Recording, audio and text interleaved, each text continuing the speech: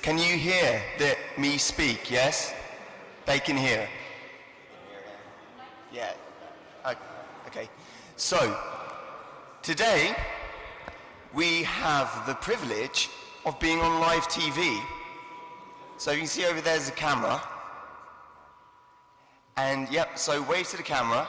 Guys, you're on TV. Hi, Mum. So today we have decentralized technologies and applications in the morning. So we've got Mastercoin and then Ethereum.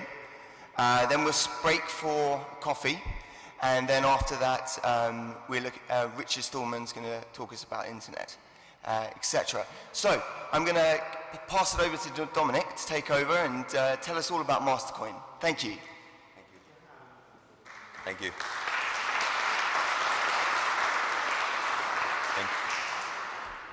Thank you, and hopefully everyone can hear me now.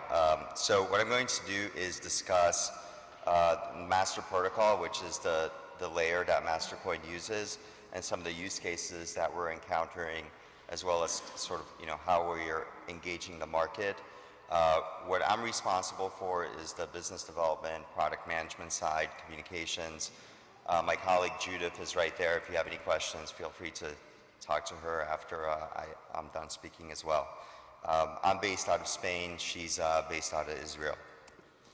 So I'm just going to start with sort of give you a general idea of where Mastercoin and Master Protocol fits in. So with Bitcoin, we're able to do sort of one-way transactions, basically like sending some amount of value from one address to another. But this is a quote from Nick Szabo, and he's talking about the customer-vendor relationship, right? So what he's saying is that when the customer is sending the vendor money for something, he's expecting something else in return.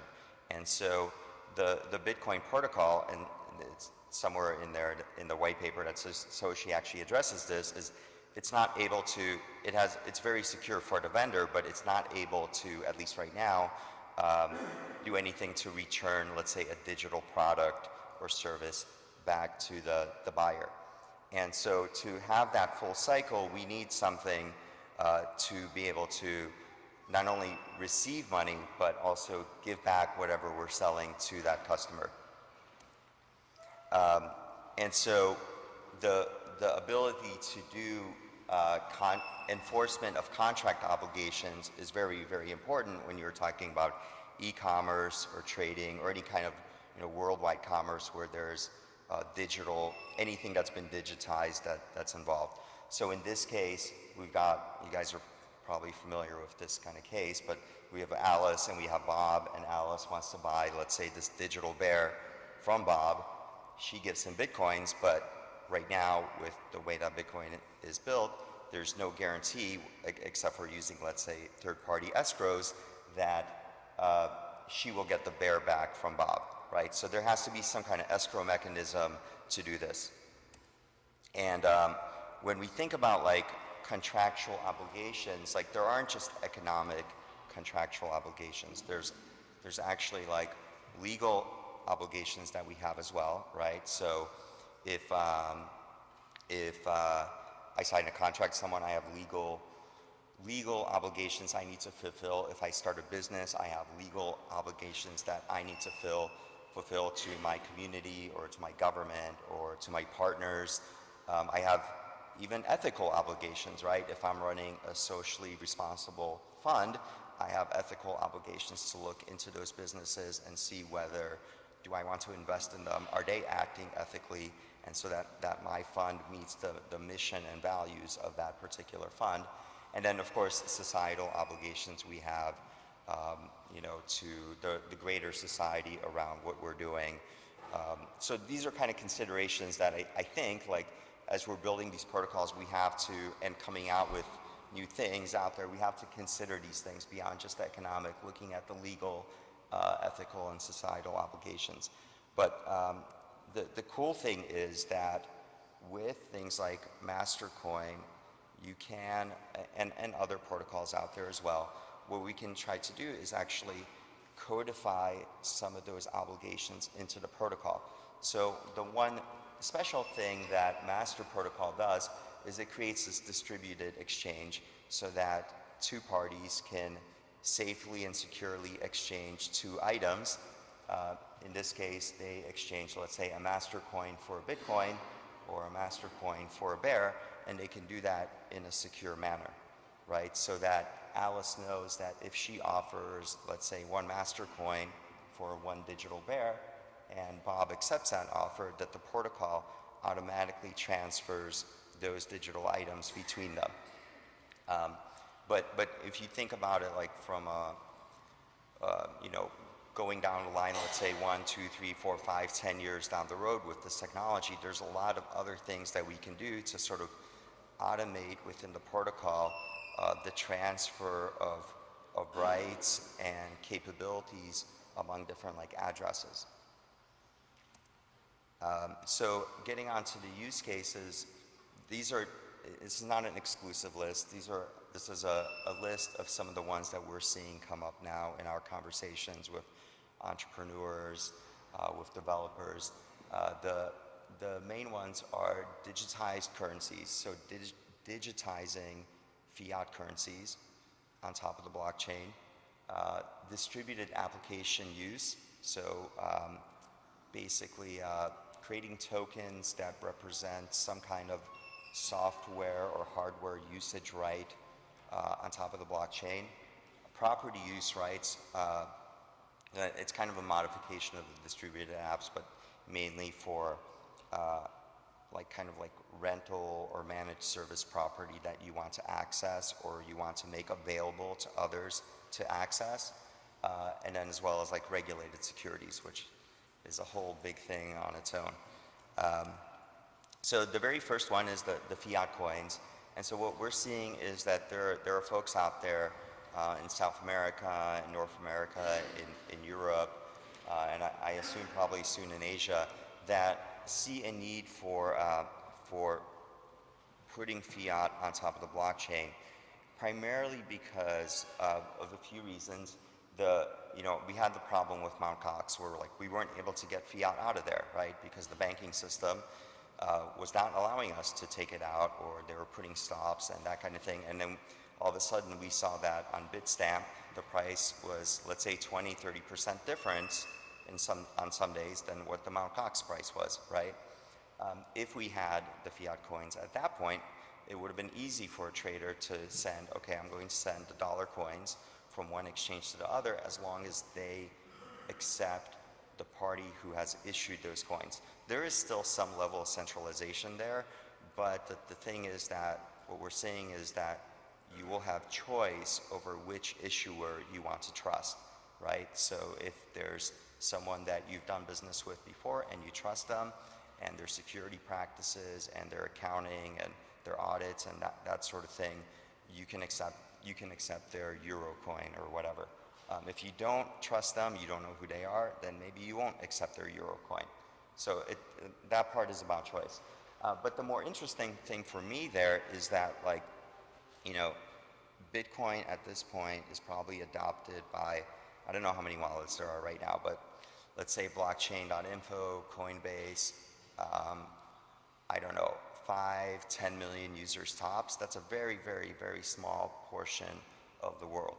And so when we get into some of these other countries, when you're dealing with folks who might not necessarily understand. I mean, okay, for me, it took me, I read about Bitcoin in January 2010 when it hit $1. I forgot about it for a couple of years. I started reading about it again, and it literally took me, I don't know, probably 2 months of reading before okay, I really understand how everything, all these pieces work and fit in. Now, a lot of people don't have time for that, right? But they can still benefit from Bitcoin, and we can take them along kind of incremental learning steps so that, maybe first they use a Bitcoin ATM, and instead of getting Bitcoins, they're getting Euro coins on top of the ATM, and then as they get confidence in those systems, then they might want to try out actual Bitcoins, right? There probably would be less fees involved also. But I think this is an important step for adoption, and also giving people, one of the biggest criticisms is the volatility, right? And so this gives people that don't really understand it yet the ability to use the system, but still have the stability of the coin in their local country that they're used to. And when they're ready, they can take the next step and convert that into Bitcoins or euros or won or whatever is out there. The next use case that we've already had one of these come out. It's called Made Safe. It's a company based out of Scotland, and what they've spent, I think, about 7 or 8 years building a peer-to-peer internet, where basically you use these Safecoin tokens to access storage and computing rights. And then the people that are providing those storage services and computing services are getting compensated in those Safecoins. And so we've released them on top of the master protocol. What will happen is that when their system goes into beta, they will basically take a snapshot of the blockchain, and then they will be able to know the allocations of how much each address owns of those coins. And then if they have to reset the system while they're in beta, they'll still have the sort of accounting of who owns what at that time. And then when they go into their actual production, then the complete transition will happen. Then the other ones coming out this summer are a similar concept to this called Storage, STORJ, which is sort of a system for using computers for storing data. There's also Open Garden, which is a peer-to-peer mesh network intranet, and we'll probably see many others coming out as technologists start to understand how they could use peer-to-peer technologies for addressing different technical issues. And so another one that's come up recently, and we've seen this with, you could see it on Cryptsy, you could see it, I think, on some of the other exchanges, is that there are, a lot of people don't want to deal with, they want to mine, but they don't want to actually set up the hardware, right? And so some of the companies are selling people cloud hosting of ASIC miners, and in some cases they're trading them, but there's like issues around like revealing whether the coupon has been redeemed or not, and that kind of thing. And so you can actually put that onto the blockchain, right? Let's say 1 gigahash token, and if you own that 1 gigahash token, every certain period you're getting a payout net of the hosting costs and the management costs and that sort of thing. So it's an easier way to for a company to manage the distribution of the pool reward in that kind of case, where all the information is on the blockchain and we can check who has what, who owns what at what specific time, and they can use things like the distributed exchange to basically trade amongst themselves. So if all of a sudden I believe that mining Bitcoins is not going to be profitable next month, I can sell them. And if I believe that it is going to be profitable next month, which I think in next month probably will be, then I can buy some more, right? And so those companies that are developing these products don't have to deal with like setting up an exchange or setting up coupon systems or voucher systems. They could basically just put the stuff on the blockchain, and it deals with the trading mechanisms for them. And so the last one, the big elephant in the room, which I think is a huge, huge opportunity, and probably one of the, if you think about like Bitcoin and fiat and like control over money supply, and you think about like the issues that have happened with stocks and like just the fact that people can short stocks that they don't actually own or have possession of, like you can't do that on the blockchain. I mean, technically someone could try to make a fraudulent issuance, of course, but like if it's a legitimate issuance, you can't create more stocks out of thin air and try to short sell into something that you don't own. So I think that's going to be a really, really important thing. The crowdfunding stuff that's finally getting the regulation in the US. I've talked to some of those companies that have been doing like Kickstarter type things, Indiegogo, whatnot, and they're looking at this kind of technology and how they can use it for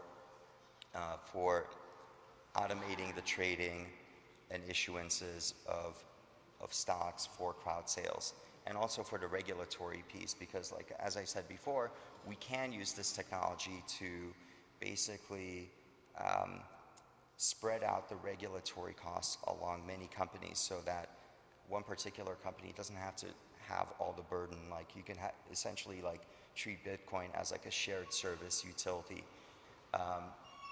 So that's important. And then like if you think about like socially responsible investing, like eventually what could happen is like, so there's like a concept of, for example, of like a KYC coin, right? So if you're, let's say, running a venture fund and you want to enable your limited partners to trade amongst themselves, but you want to add a new limited partner, like today, if you were to use one of the protocols, you can't really do that because you can't control like who has what or who is who and that kind of thing. But there's a way to basically allow these protocols to restrict trading into private associations or private groups. And then if you kind of take that to the next level around like socially responsible investing, there's a way where you can then like also say, I want my funds only, like, you know, there's I don't remember the names of these organizations, but there's like the Forest Council or something like that, Greenpeace, and you know, whoever, there's all these organizations out there that are doing this more kind of environmental certifications. And so what you could say is like, okay, I only want my money, I'm going to give my money to this fund, and I only want them to invest my money into projects that have been gone through these certifications, right? They're environmentally friendly, or you know, they're helping women in third world countries, or whatever it is. So obviously there's a lot more development that needs to happen before we get there, but I honestly don't think we're that far away. Like, could be as even maybe within 18 months. So that's the cool thing, is that like we can put in these controls and have real accountability, and the protocol does that for us. It enforces that because that's what Bitcoin does. And at the other end is, because it's a global thing, now we allow people in many countries to access these markets. We get the benefit of the blockchain security. It's an open system, anyone can join it, and we can put in layers to basically meet whatever legal obligations that are out there. And those can be probably maybe kind of centralized in the beginning, but then later on you can decentralize those pieces as well. Like, for example, notaries and that kind of thing, where you can create like affiliate networks of notaries that are tied to each other, similar to like a web of trust. They're then issuing tokens saying Bob is Bob and Alice is Alice, and they can trade together and that sort of thing. So I think that's a really big thing that will happen in the next few years. And then as far as our market strategy, like what we're trying to do with Mastercoin Foundation is to try to connect entrepreneurs and developers with investors and consumers. And so we're setting up hackathons around the world. We've had a few in Israel. We'll probably do a couple in London and elsewhere. And so we partner with folks like BitAngels and Seedcoin, eToro, and whatnot, to basically provide the investment and advisory expertise to the entrepreneur and the developers that are involved. And at the same time, those investors and advisors get access to, you know, these great developers and entrepreneurs who are teaming together on these really cool new ideas. And so that's pretty much it. If you guys have any questions, please let me know. And thank you very much.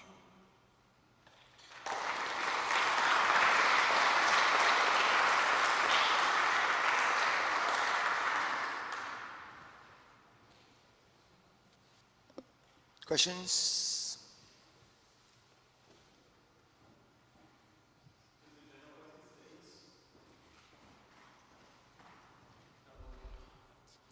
Loud enough. Hi, good morning. Hi. General question, status. Are you live? What is your code status? Are you operational? Yeah, so currently what's happening is on using the Master Protocol, you can issue what's called a crowd sale. You can send those tokens that you create from that crowd sale. You can do the distributed exchange between Bitcoins and Mastercoins. What's coming in the next few weeks is the ability to do the distributed exchanging between the newly created currencies from the crowd sales. So, well, right now there's only made Safecoins and Mastercoins and Bitcoins, but so you'll be able to, once the other ones come out, you'll be able to, let's say, trade a made Safecoin for Euro coins and that sort of thing. I'm sorry? Feature yeah. roadmap, yeah. Yeah, so there's a very large spec on GitHub, and it's very, very large. The thing is that we're, like right now what's happening is we're creating different kind of transaction types and putting in, I'm getting a lot of pull requests. So we're trying to sort of, you know, there's like, you can improve certain kind of transaction types or you can create like brand new ones. And so we're trying to kind of stick to the crowd sale portion and the issuance portion right now because there's different kind of needs that people have. We haven't gotten to the point of doing like dividends yet that would be not denominated in Bitcoin. So like Mastercoin dividends or MadeSafe dividends or Eurocoin dividends or things of that sort. But you can do them with Bitcoin, which is kind of accepted by everyone, at least in this room. So.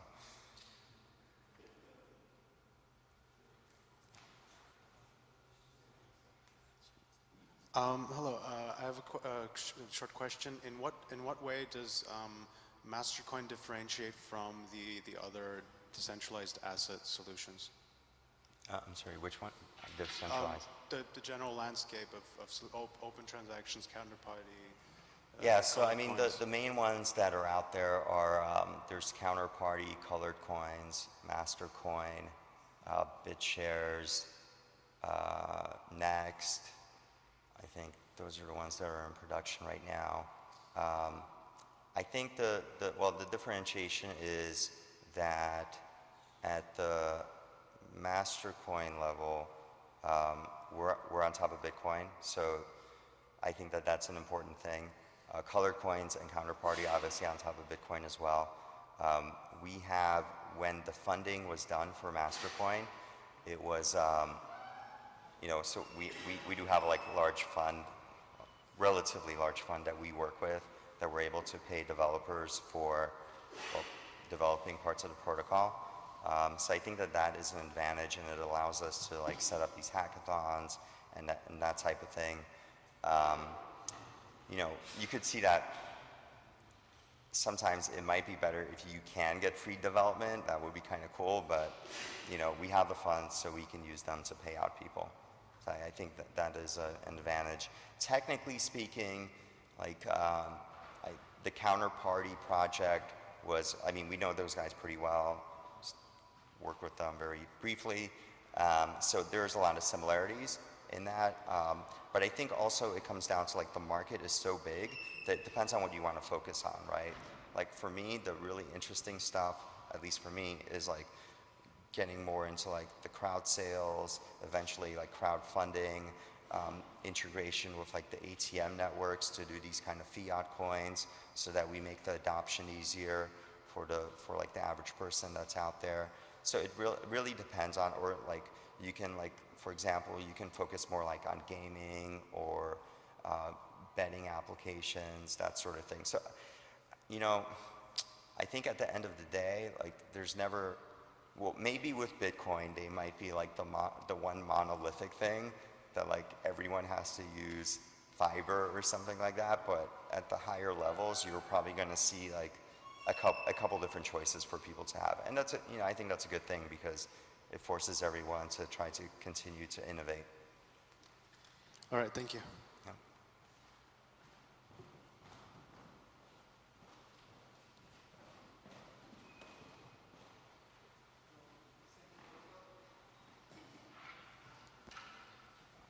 Okay, how do you interface your Mastercoin to the end users? Essentially, what is your plan with the Bitcoin has a lot of clients, Androids for PC. You are going to be web-based, more like centralized, or you're going to make your own apps, or you're just seeing the adoption of your protocol with some existing wallets? Right. So right now what we have is that we built some of the wallets basically from the project, right? So the people that were involved in the project. There is something called Omni Wallet, which is the intent of that is to allow people to plug in other currencies. So eventually to plug in, well, there's a bounty out there for PeerCoin. So if anyone wants a bunch of PeerCoin, I don't know what it's worth now, but maybe it's like 15, 20,000 bucks. So you can go out there and integrate PeerCoin into Omni Wallet. It's meant, that particular project is meant more like as a community service to try to create a very nice web wallet for any currency to adopt, but then also so that many currencies are integrated into that wallet so that if I own like 10 different currencies, I don't have to have like a bunch of different wallets, right? So anyone can take that code, it's open source, you can go, you know, fork it, add, or just add Litecoin to it, or dog, or, you know, whatever. So there's kind of that part. The other thing is that we're building an RPC client now, and that one will sort of function similar to Bitcoin-D, so people can take that and, you know, do what they will with that. I would hope that, well, in some of my discussions with some of these folks, like the people doing like the Fiat Coins, they want to have control over their wallet for their users, right? Because that's a security thing for them. So, you know, in those cases, we'll probably see them taking like the Omni Wallet code or the daemon and like doing their own wallet and doing their own integration. So I would hope that, you know, if you look at the development of open source communities, you want, the more people you have and different groups you have, the stronger you're going to be. So I would hope that that would be the path that we continue down.